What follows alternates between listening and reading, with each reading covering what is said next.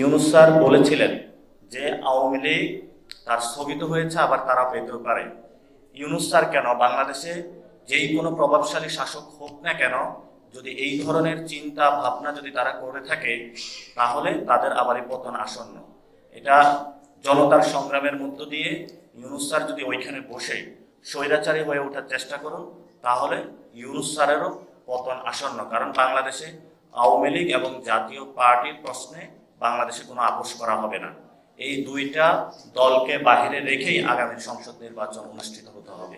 আওয়ামী লীগ নিষিদ্ধ না, আওয়ামী লীগের হলো আওয়ামী লীগ নিষিদ্ধ না, আওয়ামী লীগের হলো কার্যক্রম স্থগিত রয়েছে। নিষিদ্ধ যে প্রক্রিয়াটা, এই প্রক্রিয়াটা হলো বিধি ওয়ান কাইন্ড অফ বহির্ভূত কাজ। আপনি কাউকে নিষিদ্ধ করে দিলেন, একটা সিস্টেমেটিক প্রসেসে একটা জায়গায় গিয়ে নিষিদ্ধ করতে হয়। কিন্তু ওই সময় আমাদের দাবিটা ছিল নিষিদ্ধ করা আওয়ামী লীগকে।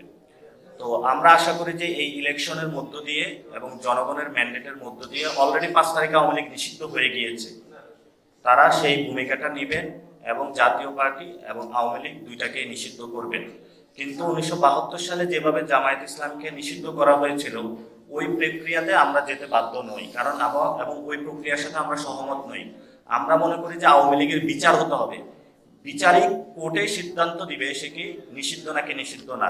কিন্তু আমাদের কাছে অলরেডি জাতিসংঘের যে রিপোর্টটা এসেছে, সেই রিপোর্ট অনুযায়ী যথেষ্ট যুক্তি এবং প্রমাণ রয়েছে আওয়ামী লীগ এবং জাতীয় পার্টিকে নিষিদ্ধ করার জন্য সরকারের ব্যাপক হারে প্রমাণ রয়েছে। সেই জায়গা থেকে তারা নিষিদ্ধ করতে পারে।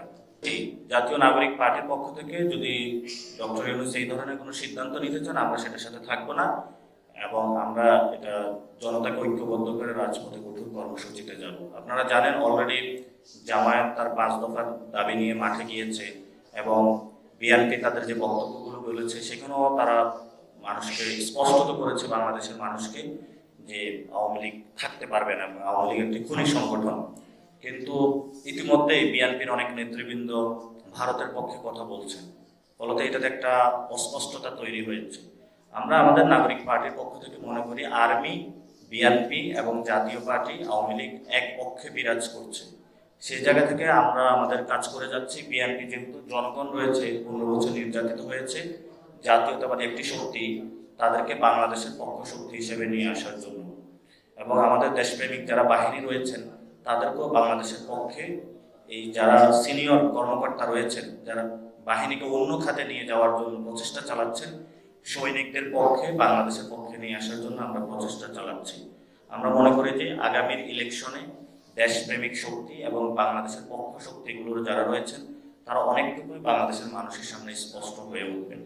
এবং জাতীয় নাগরিকের পার্টির পক্ষ থেকে আমরা বাংলাদেশ প্রশ্নে যেই দলগুলো আপোষ করবে, আমরা যদি একটি সিটও না পাই বা আমরা শেষ পর্যন্ত যদি আমাদের মৃত্যু হয়, আমরা আমাদের স্বাধীনতা সার্বভৌমত্বের প্রশ্নে কোনো আপোষ করব না।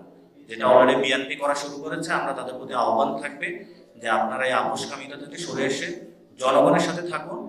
জনগণের সাথে থাকলে আপনারা ভোট পাবেন। ডাকসু ইলেকশনের মধ্য দিয়ে আপনারা ভয় পেয়েছেন, এটা ভয় পাওয়ার কিছু নাই। আপনারা এখনো সময় আছে, জনগণের কাতারে দাঁড়ান, জনগণের পক্ষে কাজ করুন। আপনাদের এই দুরবস্থা থেকে আপনাদের এখনো মুক্তির উপায় আছে।